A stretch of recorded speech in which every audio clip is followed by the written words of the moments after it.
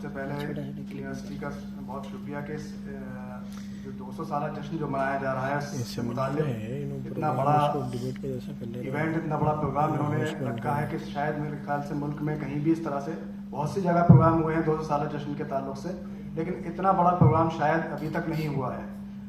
چونکہ ابھی یہ سال چل رہا ہے، سال کا آخر بھی ہے. 22 مارچ کو ہم نے 27 مارچ کو 2022 میں اس کا جشن منایا تھا دلی میں بھی.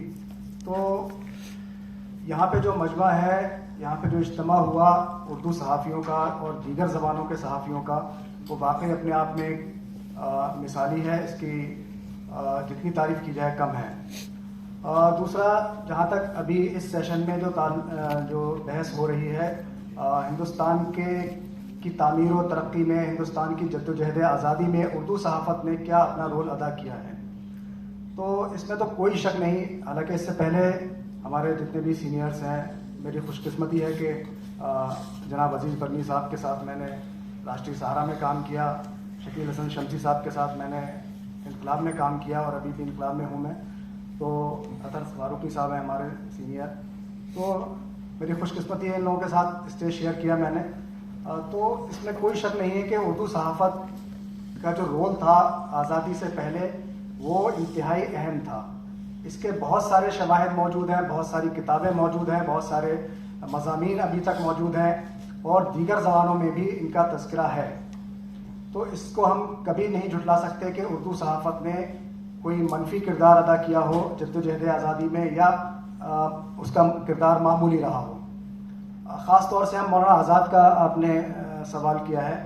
تو جس وقت تقسیم سے پہلے بہت سارے لوگ، ایک بڑا طبقہ جو ہے مسلم لیگ سے جب جڑ رہا تھا، اس وقت بھی اردو صحافیوں کا، اردو صحافت سے وابستہ لوگوں کا ایک بڑا طبقہ، اردو اخبارات بہت زیادہ تر ایسے تھے جو مولانا آزاد کے ساتھ تھے، یا مولانا آزاد کی جو رہنمائی تھی، ان کی جو باتیں تھیں، ان کی تائید میں ان کے ساتھ چل رہے تھے.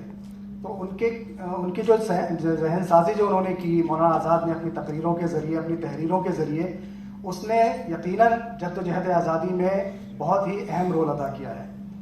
اسے ہم کبھی بھی جھٹلا نہیں سکتے.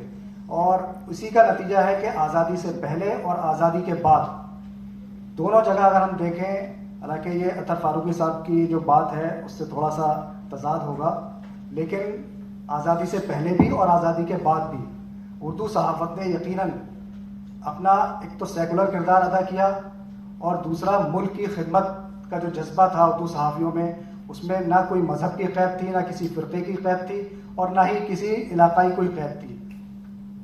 ایک پورے مکمل، کیونکہ اردو ایک ایسی زبان تھی جو جنوب سے لے کے شمال تک اور مشرق سے لے کر مغرب تک ہر جگہ بولی، سمجھی اور لکھی پڑھی جاتی تھی. یہی ایک ایسی زبان تھی جو ایسا ذریعہ تھی جس سے اپنی بات جو رہنما تھے یا جو جدوجہد آزادی کے مجاہد تھے، تو وہ اپنی بات کس طرح لوگوں تک پہنچا سکتے تھے. وہ اردو ہی ایک بہت اہم ذریعہ تھی. تو اس لیے ہم کبھی بھی اس چیز کو نظر انداز نہیں کر سکتے کہ اردو صحافت میں کوئی بہت بڑا رول نہیں رہا ہے اردو صحافت کا آزادی میں یا ملک کی تعمیر و ترقی میں.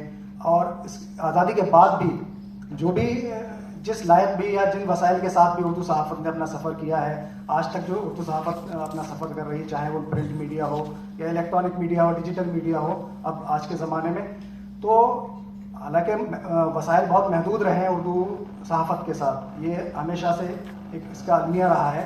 اس کے باوجود ابھی بھی ہم اگر دیکھیں تو اردو صحافت کا کردار آزادی سے لے کر آج تک ملک کی تعمیر و ترقی میں، ملک کی یکجہتی کے لیے، جدوجہد کے لیے، آزادی کے لیے اور ملک کی ترقی و خوشحالی کے لیے ہمیشہ ملک کے ساتھ رہا ہے.